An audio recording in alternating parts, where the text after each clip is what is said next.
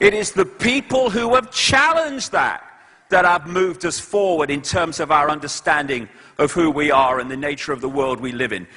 Few centuries ago, the majority believed. Why? Because those people perceived to be all-knowing, the scientists and religious people of the day, said the earth was flat, and if you went too far, you'd fall off the edge. And people were jailed and vilified for saying, actually, it's a sphere. And then when the evidence becomes overwhelming that the earth is actually a sphere, then that becomes the new norm, and now anyone who says that it's flat is now ridiculed for believing that. The difference is, what is the norm accepted in society at any one time? And that's the truth that people follow. We live in a world of conflict and war and famine, where people, a few people, control and hijack the wealth at the expense of the vast majority. We live in a world which, take a step back, deep breath, look at it again, is utterly bloody insane. And we're asked to believe, and so many people do, that we are somehow at the cutting edge of human evolution. We're nowhere near the edge of what is possible and what is there to be known. But the norms are very powerful, especially when, from cradle to grave, we are constantly manipulated and confused with contradictory information, and when we're pressured to believe it, otherwise we'll get ridiculed or condemned for being different. And we are in a situation, a world brilliantly described by this man, Michael Elner. Just look at us. Everything is backwards. Everything is upside down. Doctors destroy health, lawyers destroy justice, universities destroy knowledge, governments destroy freedom, the major media destroys information, and religions destroy spirituality. That's where we are.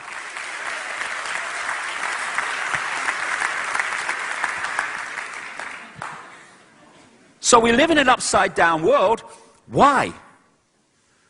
That's what I asked 20 years ago. And the answers are amazing when you start to take back the camouflage that's put before us. All the way through our lives, we are being given instructions, we're being given directions, and basically the world has been turned into a maze of confusion. And it's done to keep us from the simple truths, because complexity is there to stop us finding those simple truths.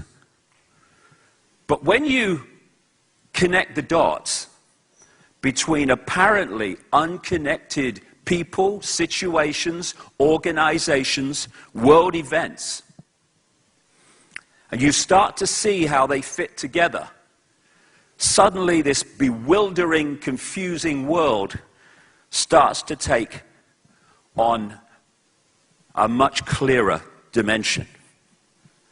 Because only by connecting the dots over, as you'll see today, a vast range of subjects and situations and people, can you start to see why the world is upside down, why it is as it is, and crucially, behind that complexity, those smoke screens of complexity, why behind that is an amazing revelation of who we are and the nature of life. When we start to realize that far from being Ethel Jones or Billy Smith, we are all that is, has been, and ever will be. That is the difference between who we are and who we are manipulated to believe we are. And when you connect those dots more and more, And it's like putting a jigsaw puzzle together. It is putting a jigsaw puzzle together. When I first started doing it, what I was looking for was those straight bits that make up the frame. And in terms of what I'm doing, that was understanding the structure through which a few can control the many. And then as you keep putting more, at the start, it's like, where the bloody hell does this go? What's this? Oh my God, it's so confusing. The more you put the pieces together and the picture appears, the quicker you can put the pieces in, because you start to see what the game is. And the elephant in the living room is that there are two streams of reality going on together. One is a secret agenda to create a global fascist centralized dictatorship to dictate to and control on every level every man, woman, and child on the planet. Going alongside that is what I call the movie. That's the version of the world that we are given through the mainstream media, through what we call education. And that is to explain away the changes going on, which are actually the agenda coming in a coordinated way, but the movie's there to explain them away in an uncoordinated fashion, so we don't see where it's really going. Those days for so many people are now over, because we can see where it's going, where it wants to go. And key to everything, and that's what I'm really going to concentrate on in the first half, or first third, 3 sections today. The key to everything else in this global conspiracy is to put humanity into a false identity, a false belief in who we are. It has to get us to see ourselves in terms of little me, powerlessness. What can I do? I'm just Joe Public, and I'm just Ethel Jones or Charlie Smith. That's who I am. I'm the reflection in the mirror. That's me. I have no power.